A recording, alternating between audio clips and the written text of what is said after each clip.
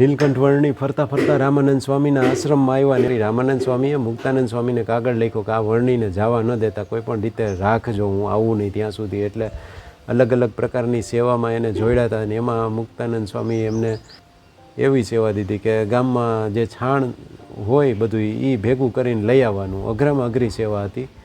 અત્યાર સુધીમાં બધા વનમાં જંગલમાં વિચરા ને ક્યાંય પહેલાં ઘરે જ્યારે હતા ત્યારે પણ આવી તો સેવા એને કરેલી જ નહોતી.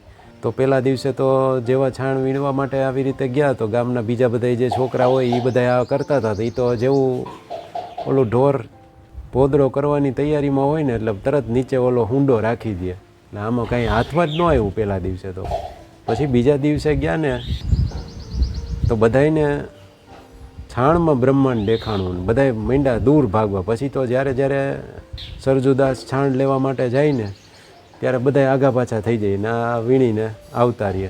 કહેવાય ભગવાન પણ છાણ વીણવાની સેવા કરવામાં ક્યારેય નાનપ નથી અનુભવી કે ક્યારેય ના નથી પાડેલી. ડાઉન ટુ અર્થ આને કહેવાય. આ આપણે શીખવા જેવું છે. ગમે એટલા ઊંચા થઈ ગયા હોય છતાંય નાનું કામ મળે તો એ કરી લેવાય.